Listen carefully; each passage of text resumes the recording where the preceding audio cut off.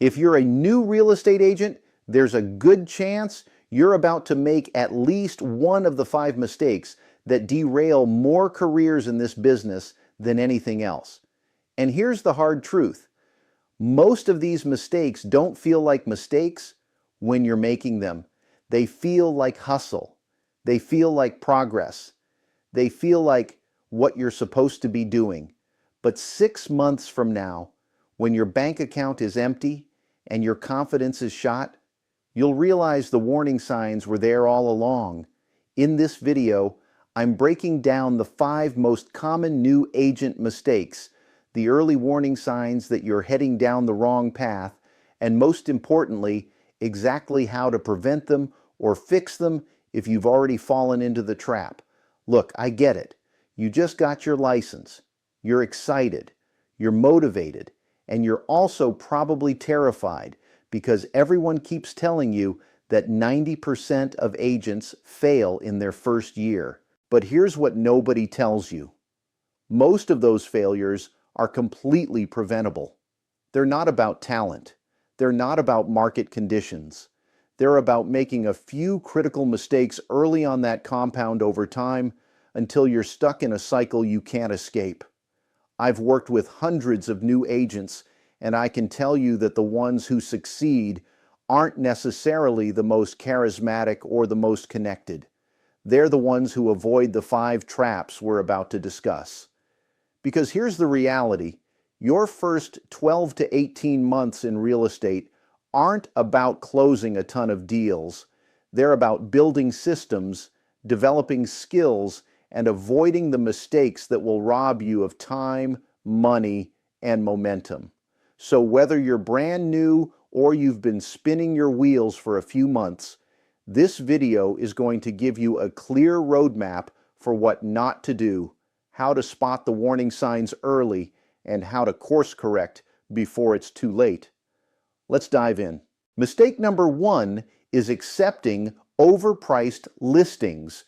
And I know what you're thinking, but I need a listing. I need something to market. I need to show I'm actually doing deals.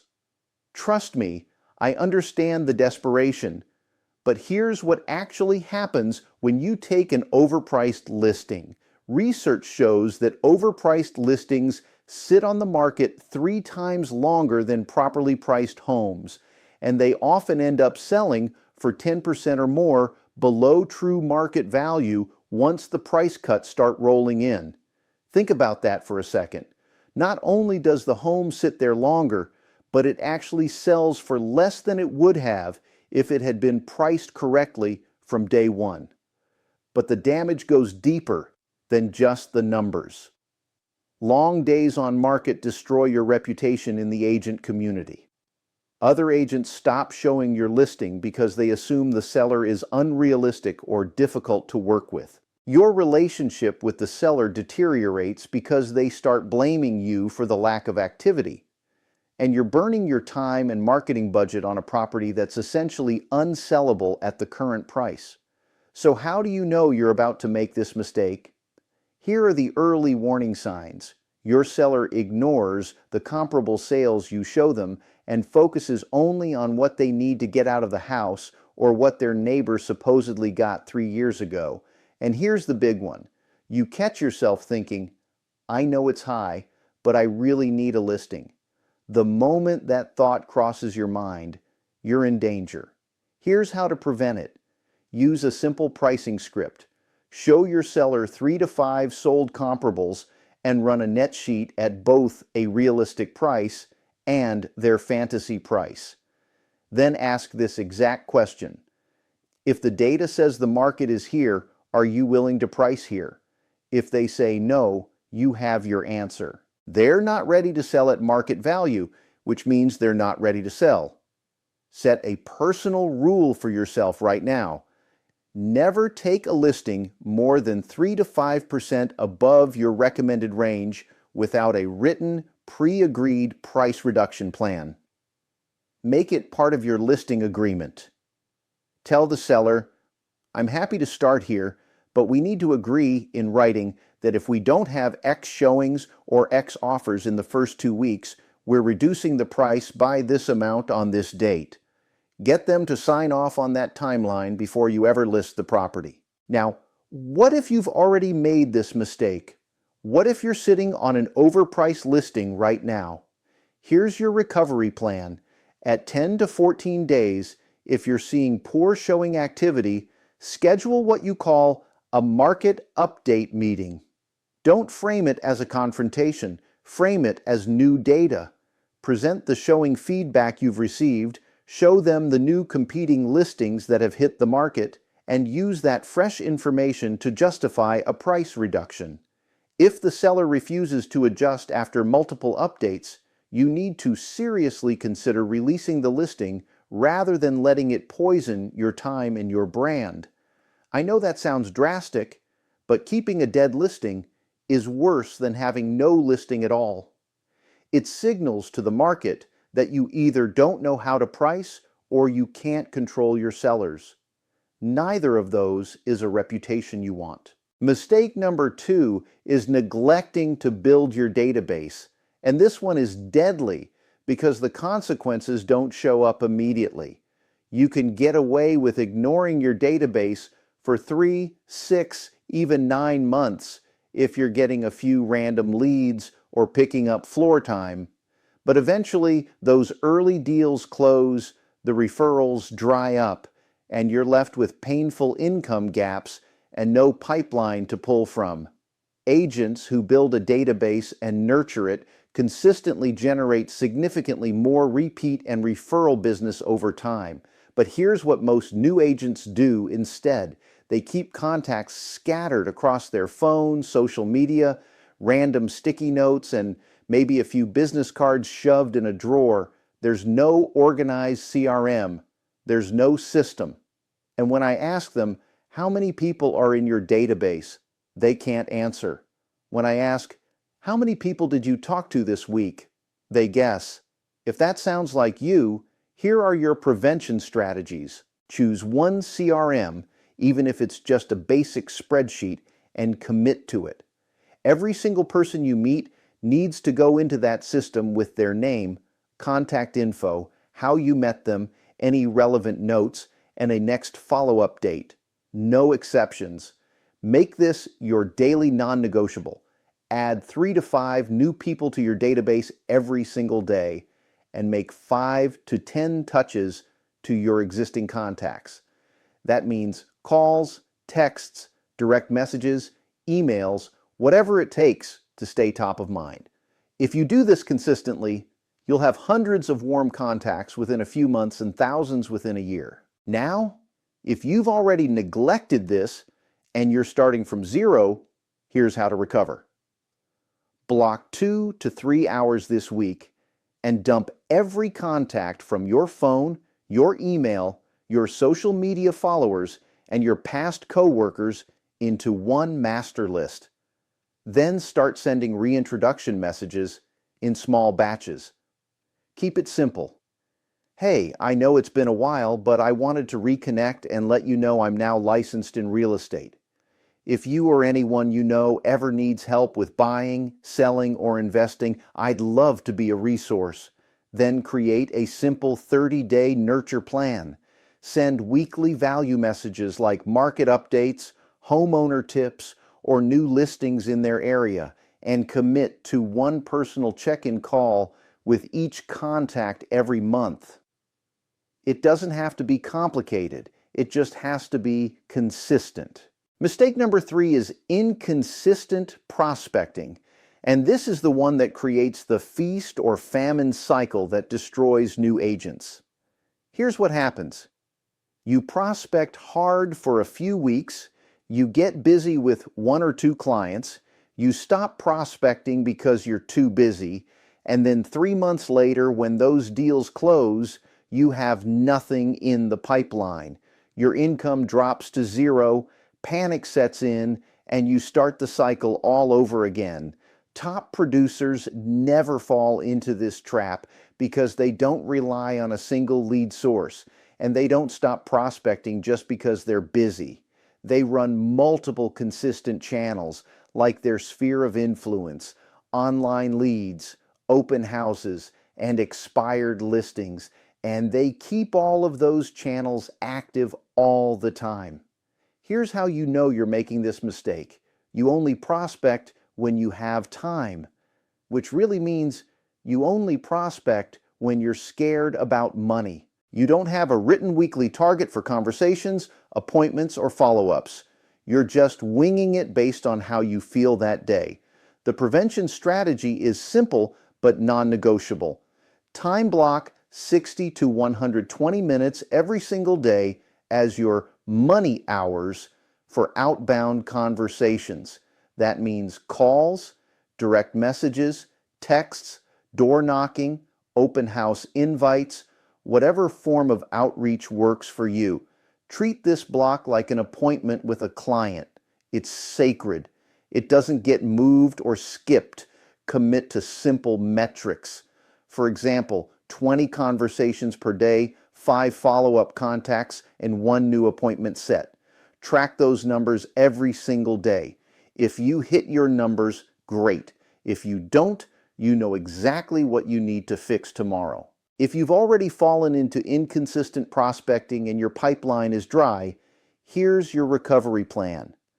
Run 3 straight contact sprint days where you focus almost entirely on conversations and booking appointments. Cancel everything that's not mission critical and get back to basics.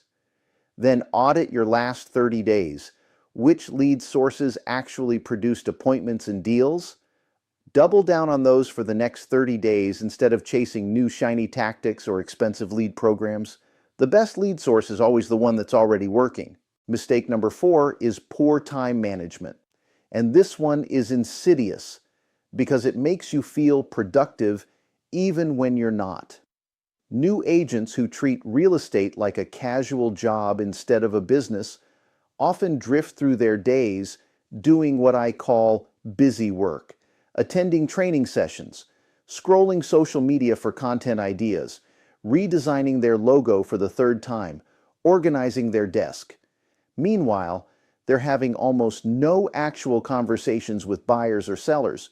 Without structure, you overreact to every text and email, constantly context switching and never going deep on high-value tasks. Research on productivity shows that this kind of fragmented work destroys both efficiency and quality, but new agents do it every single day without realizing the damage. Here are the early warning signs. Your days are filled with training, social media scrolling, and administrative tasks, but you're having very few real conversations. Your schedule is inconsistent. Your wake-up time, your prospecting time, and your admin time change every single day based on how you feel or what comes up. The prevention strategy is to build what I call an ideal week template. Block out time for daily prospecting, follow-up, learning, content creation, or marketing, and rest. Write it down. Put it in your calendar. And then protect those blocks like your income depends on it, because it does. Use a top 3 system every single day. Before you open your email or check social media, write down the 3 highest impact tasks you need to accomplish that day and finish them first. These should be tasks that directly lead to conversations, appointments, or contracts. Everything else is secondary. If you've already fallen into poor time management, here's how to fix it. For the next 7 days, track where every 30 minutes of your day goes. Be brutally honest. Then at the end of the week, review your log and cut or batch anything that isn't directly related to lead generation, client service, or contracts. Move low-brain tasks like social media design and admin work to 1 or 2 dedicated weekly blocks so they stop eating your prime prospecting time. Your best energy and focus should always go to income-producing activities, not administrative tasks that make you feel busy but don't move the needle. Mistake number 5 is comparing yourself to established agents, and this one kills confidence faster than anything else. New agents who constantly compare their production to 10-year or 20-year veterans often burn out, lose confidence, or overspend on branding in a desperate attempt to look big.